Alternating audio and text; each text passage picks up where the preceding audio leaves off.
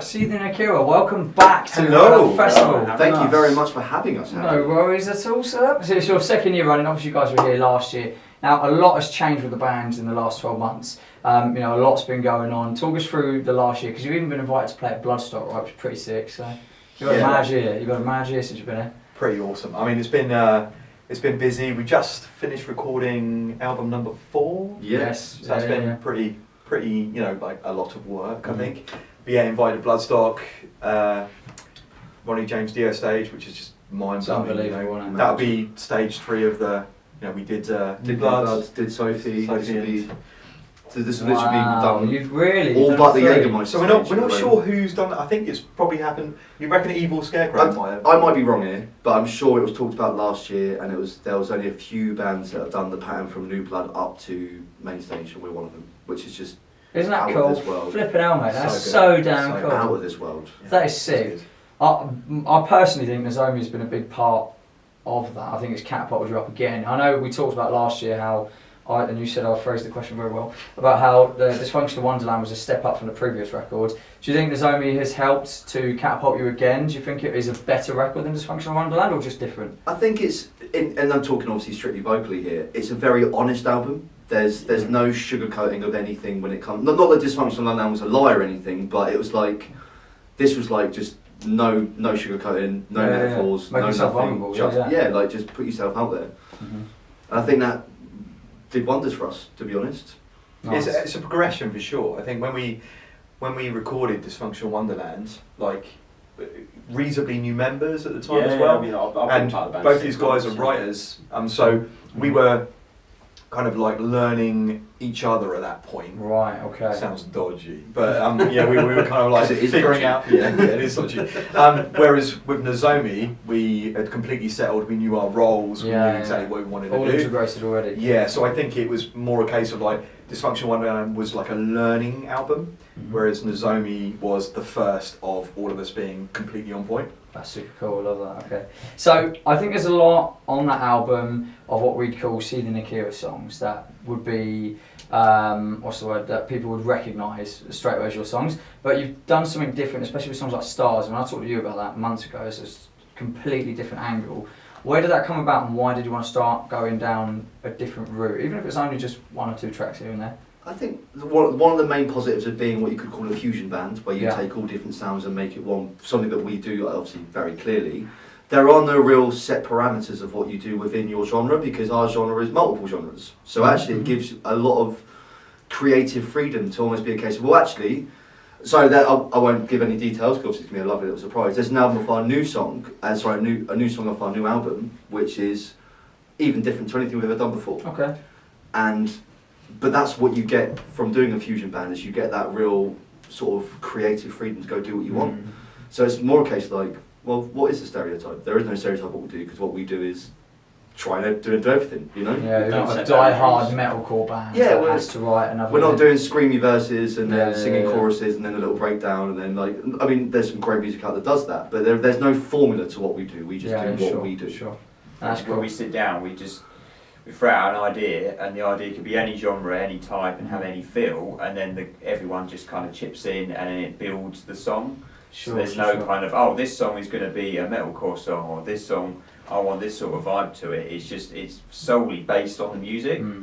So an end product comes and you don't really know when you're starting it, what's going to come out. Or what comes out at the end. It could start nice as pie and end up filthy, or it could start filthy and end up being like a beautiful song. Nice. So it that dynamic we have, it really shows on Nozomi, and well, I'd like to say it shows on the new one as well. It's shows going to show more. A lot more on the new one. Yeah.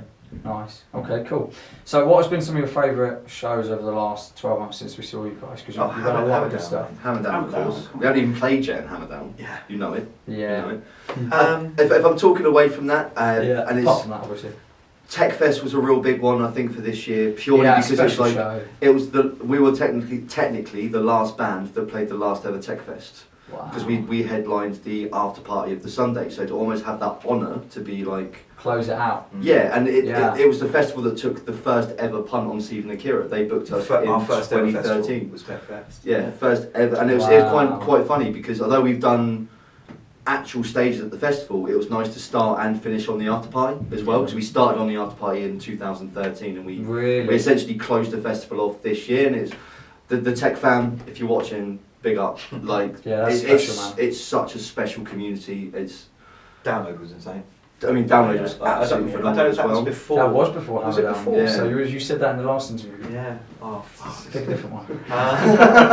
Tech Fest, I think. Tech Fest, that's quite good. Okay, cool. So you guys have been very, very busy. Do you like being as busy as you are with a band? Because you've knocked out several albums and we've got obviously a new one coming in a very, very short space of time. Do you like that level of business? Do you get caught up in it? It did take us 6 years to make our first album, so I think we're kind of just making up a bit of extra time for what So we've done. reality, there every couple of years. I mean, if you take 4 albums over a decade, then I mean that's not too bad, right? But cool. if you take average, I mean, but it just the time was right. We had music to make an album, so let's make an album. I think. It's never a rush. It's not like we're out here trying to churn and churn and churn. We release when it's right, and it just happened to be that we had 10 songs that were right. It depends who you are in the band, whether it's a rush or not. Yeah. Oh, shots fired! That's it. That's an in joke. Don't cut that. Cut It's that. not that. It's not that bad. Don't. But legitimately, Mug him it has been a lot of material over that short period, and it's been hard to kind of keep that momentum, and that's what we're trying to do, right? It's like to make sure that we have stuff for people to constantly listen to be constantly relevant. But I think there'll be a bit of a gap after this next album, a bit of a reset and just some time to breathe, because it has been pretty busy. It doesn't feel like it's been rushed out at all, by the way. Like, it feels like it's at the right time. It just feels like you got we wouldn't ridiculous release amount of momentum. if it was rushed. Well, yeah, absolutely. Yeah. To be honest, the this particular album now, the most recent album 4, we were looking to record in kind of January time, but it wasn't ready, so it's been pushed out to basically July. Cool. So it's there's no rush in the process. Sure. I mean, that would have been a ridiculously quick turnaround if you did record in January. Yeah. That's a ridiculous. We just couldn't hit it. No, It's sure.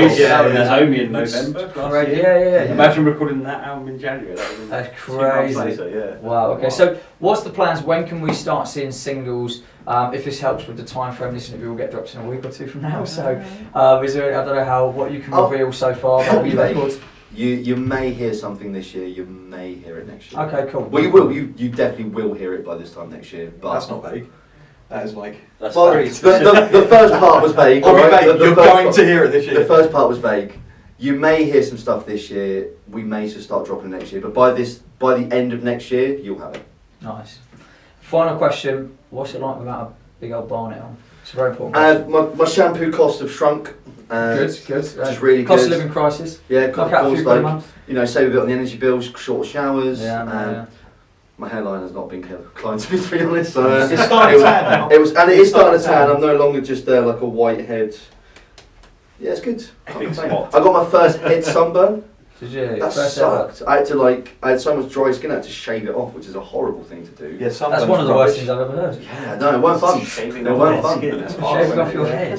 Yeah. Foul. That's On that note, that's metal, isn't it? Shaving off your head. That's a Shaving off punk your album. head, yeah, it is. In that case, this has been Seething Akira. Thanks so flipping much for being here again. We really, really Thank you. appreciate it. Always a pleasure. Thank you.